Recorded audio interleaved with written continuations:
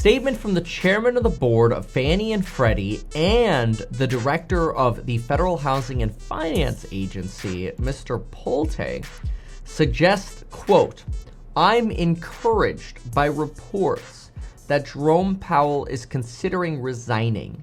I think it will be the right direction for America and the economy will boom."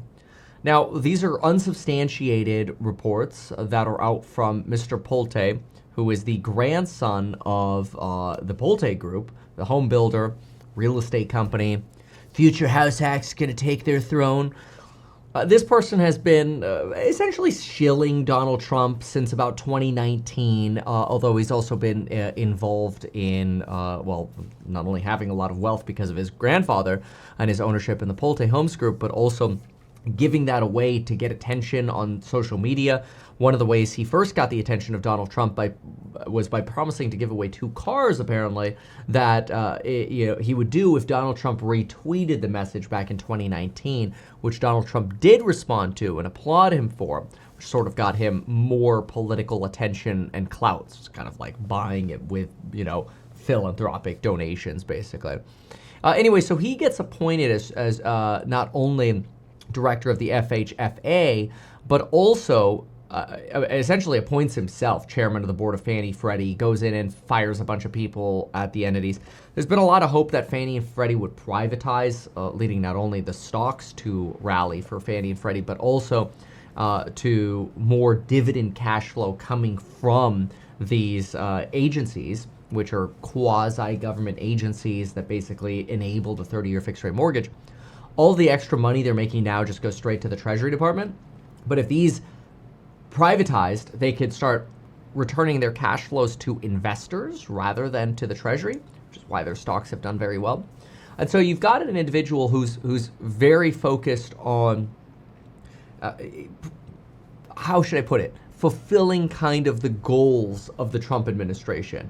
More Republican ideals, right? Privatization of Fannie Freddie, rewarding shareholders, potentially removing things like down payment assistance for individuals who might otherwise be using some of these down payment assistance programs. See here, on Tuesday, here's a New York Times piece which indicates he signed an order to end Fannie and Freddie programs designed to provide assistance with down payments and closing costs for some first-time homebuyers. A lot of these are down payment, either grants or loans that are provided by community organizations like churches or local community banks or otherwise. And they essentially allow people to either get granted money to buy their first home or get a second mortgage that allows them to actually borrow more than the value of the property, about 105%. I know a lot of people, we look at this and we're like, oh my gosh, people shouldn't be buying homes at these levels. And you can sort of have a debate around that because you could do 3% down and then borrow the down payment and the closing costs. Usually these are restricted for people with, moderate to median incomes or even below median incomes. And there's sort of a way to give people home ownership or access to home ownership in an unaffordable time. It's probably some inefficiency because anytime you get the government involved doing stuff like this, there's some inefficiency in what's involved in this. And other people argue, just get the government out of the involvement in real estate. There are some downsides, obviously, to that, such as losing potentially the 30-year fixed-rate mortgage or losing 30 to 60 or even 90-day rate lock periods when you're applying for a mortgage, potentially losing no prepayment penalties on newer loans that are created. Right, we don't have prepayment penalties on a 30-year fixed-rate mortgage today, which essentially enables you to fix your rate in for 30 years and refinance whenever you want. So you've got an individual that's really trying to push the housing community into a more private direction, and the person that heavily stands in the way of that, in my opinion, and probably in Polte's opinion as well, is Jerome Powell. Jerome Powell is basically, hey, we're worried that the effects of inflation could be a lot more persistent because of Donald Trump's tariffs than other people are forecasting. In fact, if you look at the Fed's minutes, you'll see many observe that it may take, these are the last minutes from June, many observe that it may take some time for the effect of higher tariffs to be reflected in the prices of final goods because some firms might not choose to raise prices until they had run down their inventories. However, it's also possible that there could be a low pass-through of those tariffs as businesses essentially get rejected by households at higher prices, leading essentially then businesses to take it in the margin, and then of course leading to the potential that while the labor market is stable today, we could end up in a place where heightened policy uncertainty and the impacts of these higher tariffs would end up weighing on labor, especially since we're already seeing a softening of labor conditions. It's worth also looking at what's going on with warn notices in this. Here's a chart from Apollo that we annotated this morning, where we indicated a few different things. I'll explain this quickly here. But basically, warn notices are a heads up that in the next 60 days, a bunch of people are going to get fired. As you can see, we hit this election low right over here, right when the election occurred. We had negative year-over-year layoffs. We were under that 0% line. I threw this green line in just to show kind of a usual low, strong labor market, low layoffs coming, right? The green line are warn notices, the blue line are unemployment claims, which have been pretty, decently stable. However, warn notices are starting to tick up.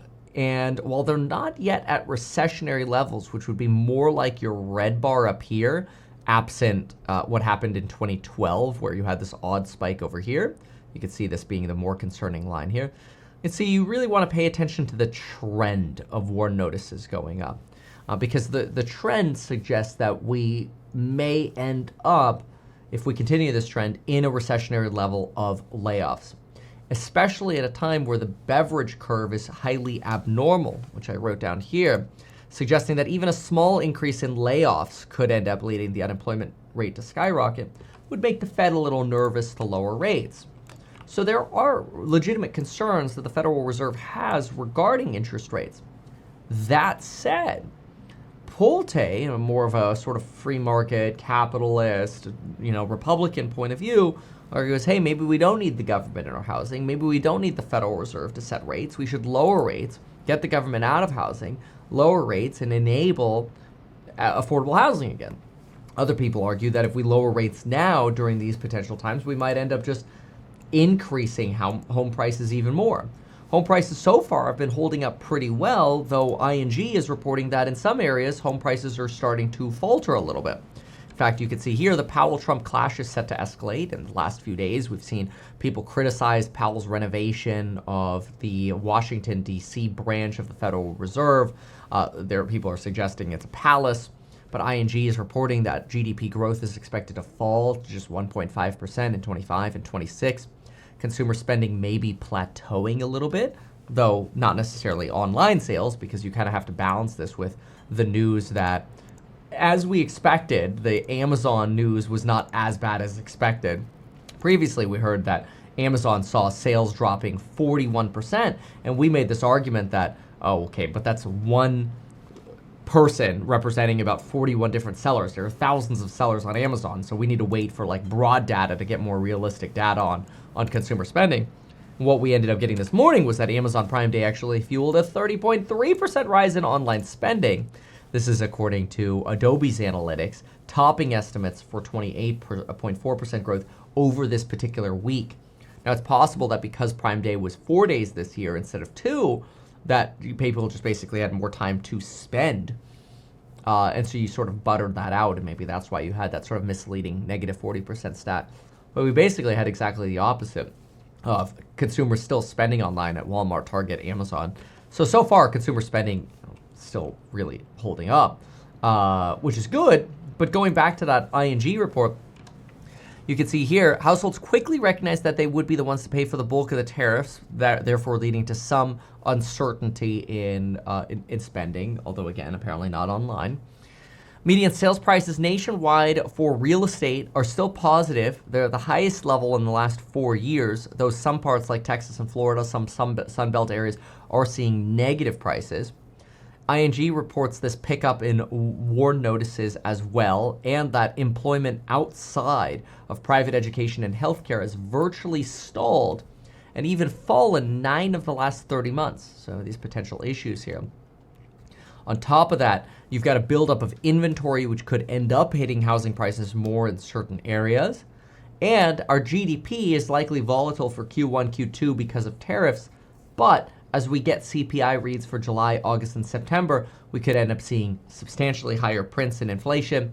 And this concern that this inflation could end up being persistent. So that's what leads ING to report that they don't think rates are going to fall until December, where they're calling for a 50 basis point rate cut in December. So basically a double rate cut in December. This, though, isn't stopping people from trying to pressure Powell. It's like this Polte individual who says, America wants Fed Chairman Jerome Powell to resign. Mr. Powell, do the patriotic thing and step down now. You've done enough damage to the middle class. A lot of people here would argue that it's not Powell who, created the damage, it's rather politicians who spent the money. The Fed just sort of enabled it and then, was slow to raise rates. So, there's probably blame to go around on both sides. But so far, there doesn't appear to be any actual evidence that Powell is willing to step down. I also think that Powell is going to be quite stubborn on this because I think he has a legacy to continue fulfilling. Obviously, this is all coming at the same time as we're still talking about BRICS currencies and de-dollarization, although Bloomberg calls this, quote, still a pipe dream, that BRICS countries once again failed to make significant strides in their cross-border payment system. They had a great opportunity to do it during the tariff disaster of April and really March, or potentially even coming up here as we're threatening even more tariffs on the EU and Mexico. But so far, the economy's holding up. We haven't seen unemployment skyrocket yet. And so you're getting this push towards free market capitalism by Trump and the Trump fanboys, or shillers, or whatever you want to call them.